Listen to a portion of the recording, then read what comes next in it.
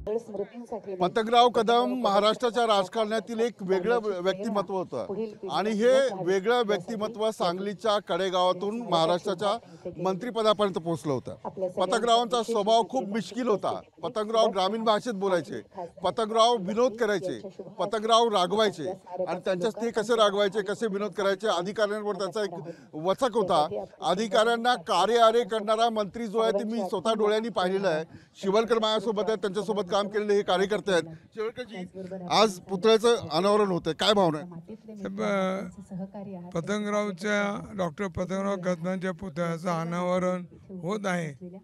हे आपल्या महाराष्ट्राच्या दृष्टीने आणि शिक्षण परंपरेला शोभून असं त्यांचं आठवण ठेवणारं स्मारक होत आहे। पण पतंगराव यांनी पतंगासारखं शिक्षणाचा प्रसार आपल्या महाराष्ट्रात केला।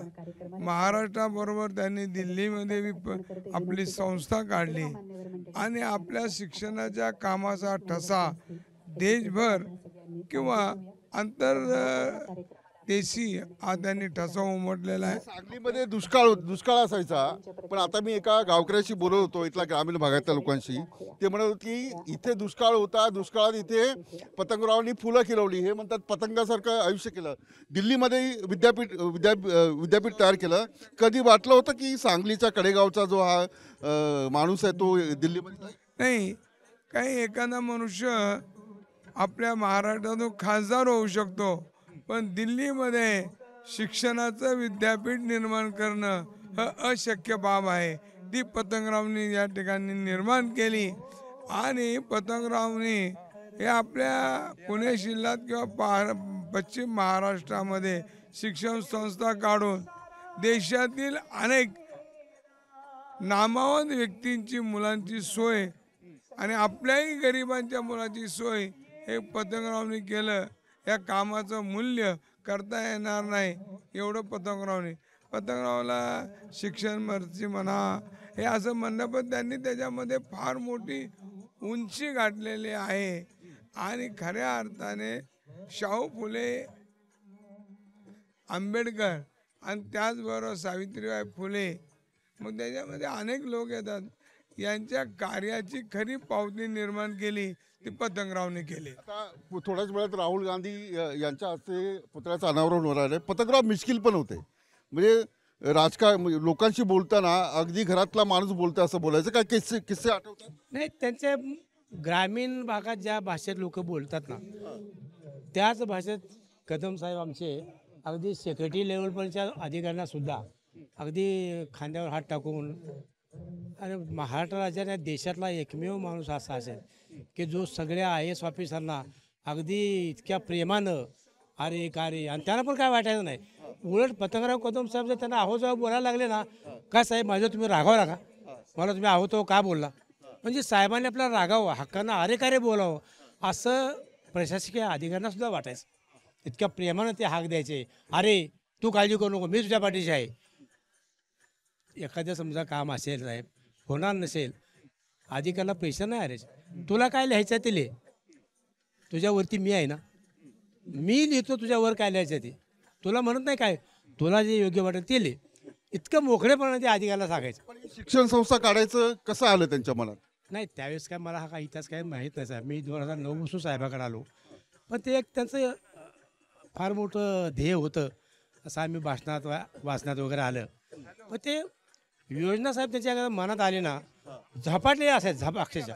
एखाद्या कामाकरता साहेब ते कुणापर्यंत जावं लागलं ना, अगदी क्लार्कपासून ते IAS सेक्रेटरीपर्यंत त्यांना कधी कमीपणा वाटायचा नाही। क्लार्ककडे पण मंत्री जायचे, स्वतः बोलायचे, अरे ते बघ लवकर हे कर जरा, आणि त्या क्लार्कला नावाने आवाज द्यायचे, अरे सुनील तुझ्याकडे आहे ना काम ते, त्याला इतकं मोठेपणा वाटायचा साहेब, अरे पतंगराव कदम साहेब मला सुनील म्हणले, इतकं साहेब त्यांचं म्हणजे मोठेपण होतं। तुम्ही सुद्धा मला सांगा काय वेगळेपण सांगता येईल? म्हणजे जे राजकारणी मंत्री होतात, मग मंत्री झाल्यानंतर एक वेगळा रौब असतो, पण पतंगरावांमध्ये ते दिसत आहे, काय वेगळेपण सांगता येईल? वेगळेपण म्हणजे आता कोणाला सोनं म्हणायचं का हिरा म्हणायचं, साहेब परीस होते, ते ज्याला हात लावतील त्याचं सोनं व्हायचं। जसं आता साहेबांनी सांगितलं की त्यांना जाण होती. गरीब माणूस कोणी जरी आला त्यांनी कधी जात धर्म, लहान आहे का श्रीमंत आहे, गरीब आहे, काही बघितलेलं नाही. माझ्याकडे आलेला माणूस हा माझ्याकडे आलेला आहे. परमेश्वराने मला त्याला मदत करायचं निमित्त केलेलं आहे. बस मी त्याला जेवढी त्यांना शक्य आहे ती शक्य म्हणजे आपल्या कल्पनेच्या पलीकडे ते शक्य ते मदत करायची. आणि ती मदत अशी कधीच त्यांनी बोलून दाखवली नाही की तुला मी ही मदत केली. हा त्या माणसाचा मोठेपणा होता. नाहीतर आपण कसं आहे, एखाद्याला एक छोटी मदत केली तर त्याची जाणीव करून देतात. यांनी कधीच नाही बघितला नाही.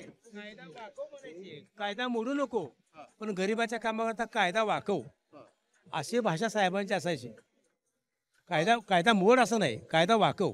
तुम्ही आता आर पाटील असतील, पतंगराव असतील, ही पिढी पाहिलेली आहे. आता नवीन राजकारणी जे आहेत त्याबद्दल काय म्हणा? खूप फरक आहे साहेब. आता काय जनरेशन बदलत जातं, नवीन पिढीला जसा बदलावं लागतं. जसं असेल तसं चालावं लागेल ना. बदल हा साहेब आयुष्यात होत असतो माणसाच्या. एक वेगळा प्रश्न विचारतो. तुम्ही सरकारी काम केलंय, मुख्यमंत्री पदाच्या रेसमध्ये त्यांचं नेहमी नाव यायचं, तर त्यावेळेला त्यांची प्रतिक्रिया काय? हा पण त्यांना कधी खंत वाटायची नाही. त्यांची अपेक्षा असायची बाबा मला एकदा त्या खुर्चीवर बसायचं आहे, पण मिळालं नाही म्हणून त्यांनी येईल त्या माणसासोबत तेवढ्याच आपुलकीनं काम केलं. असं नाही कधी द्वेष भावना, अरे हे मला नाही मिळालं त्यांना मिळालं, त्यांना खंत कधी वाटली नाही. त्यांना म्हणायचं अरे मी कुठं होतो आणि कुठं आलो हे माझ्याकरता खूप झालं म्हणायचं. म्हणजे खूप समाधानी होते. एक एक महत्वाचं आहे की सामान्य नागरिकांशी ते मतदारसंघात आल्यावर कसं त्यांचं वागणं बदललेलं असायचं की सारखं? ते सत्तेत असोत नाहीतर नसोत, साहेबाने कधीच कुठला विचार केलेला नाही. आणि त्यांच्याकडे ज्यावेळी म्हणजे सत्तेत असताना सुद्धा ते एक गोष्ट आम्हाला कायम सांगायची की एक राजा होता, त्याचं वय होतं, राजपुत्र वयात येतो आणि त्याचा म्हणजे राज्याभिषेक करायची वेळ येते, तर राजा त्याला एक अंगठी देतो राजपुत्राला आणि सांगतो ही अंगठी सदैव बोटात ठेवून दे, कधी काढू नको. तर ती अंगठी बघतो राजपुत्र आणि म्हणतो हे काय महाराज, याच्यावर काय लिहिलंय? हेही दिवस जातील. माझा आज राज्याभिषेक आहे, तुम्ही सांगताय की हेही दिवस जातील. ते म्हणतात ही तुला परिस्थितीची, ज्यावेळी तुझी विपरीत परिस्थिती असेल त्यावेळी हीच अंगठी तुला बळ देईल की हेही दिवस जातील. त्यामुळे त्यांना कुठल्याच अशा गोष्टीचा फरक नाही पडला सत्तेत आहे का नाही. त्यांनी कायम प्रत्येकाला फक्त मदत करायची बस. आणि तेच त्यांचं एक वाक्य होतं, भान राखून योजना आखायच्या आणि बेभान होऊन राबवायच्या. आणि हे जिवंतपणे तेच तत्व जगले प्रत्येकासाठी. आणि हे असं एवढं मोठं उभं करणं हे कोणा सर्वसामान्य येरागाबाळ्याचं काम नव्हे. त्यासाठी असामान्यच व्यक्तिमत्व असावं लागतं आणि ते कदम साहेब होते. आणि आम्ही भाग्यवान मानतो की आम्हाला या साहेबांसोबत काम करायला मिळालं.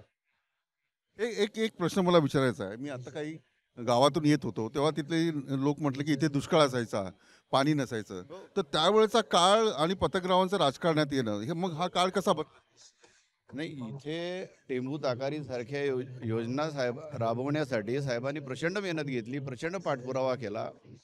ह्या भागामध्ये जिथे दुष्काळी भाग म्हणून ओळखला जायचा हा कडेगाव भाग, तिथे टेंभू ताकारीचं पाणी येऊन ऊसाचे मळे फुलले. तिथे त्याचवेळी साखर कारखाना काढला आणि इथली अर्थव्यवस्था अख्खी एक चालना दिलेली आहे.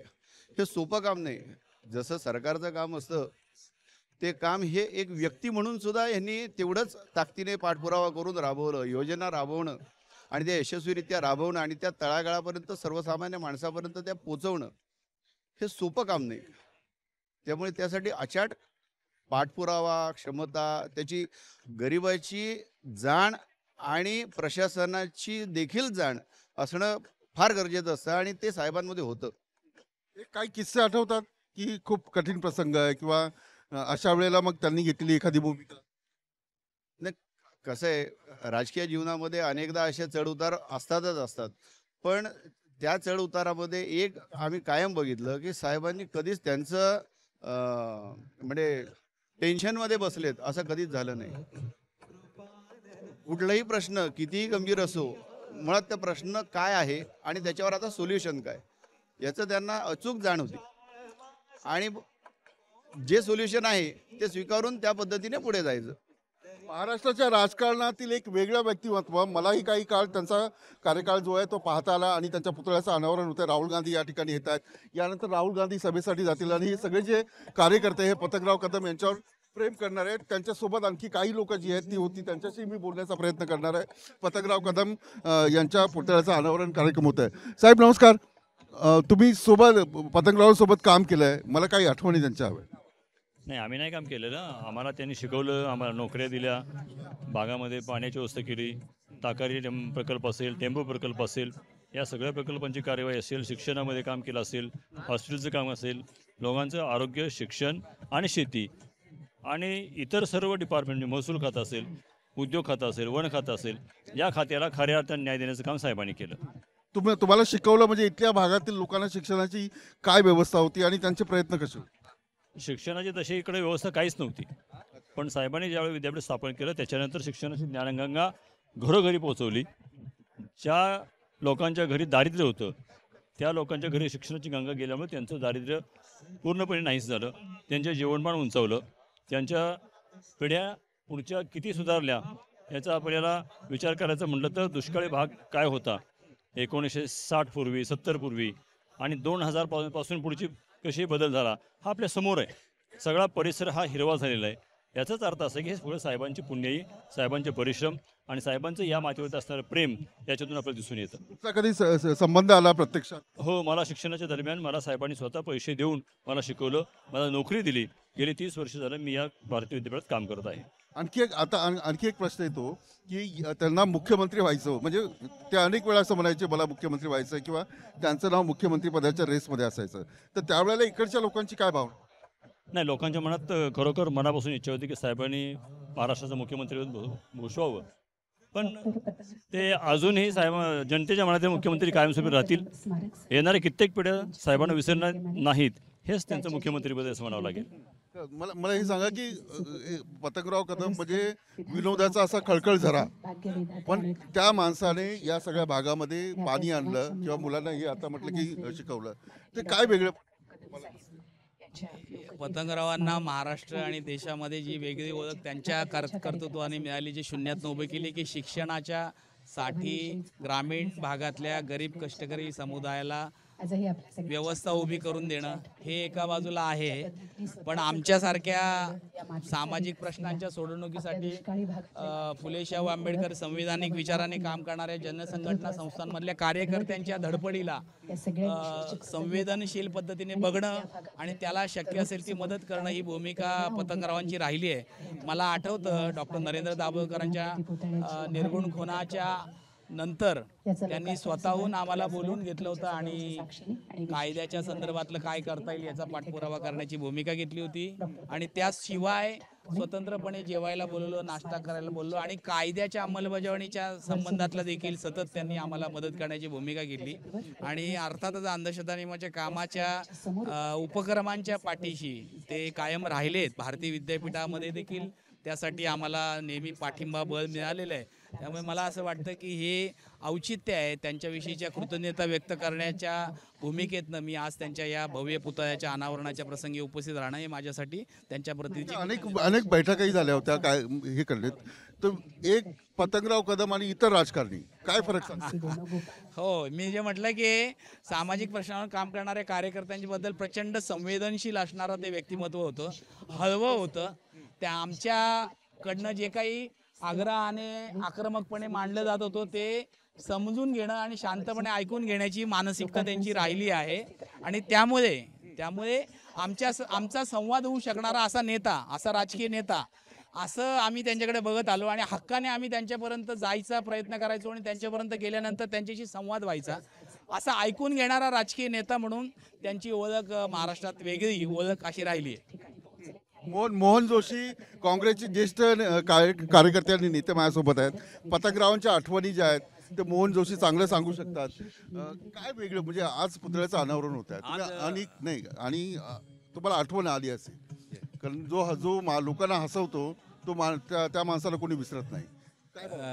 आज खरं म्हणजे मनापासून आनंद होतोय की साहेबांच्या पुतळ्याचं अनावरण नाही होत तर त्यांचं एक भव्य स्मारक की ज्याने या परिसरामधलं नंदनवन केलं खऱ्या अर्थाने.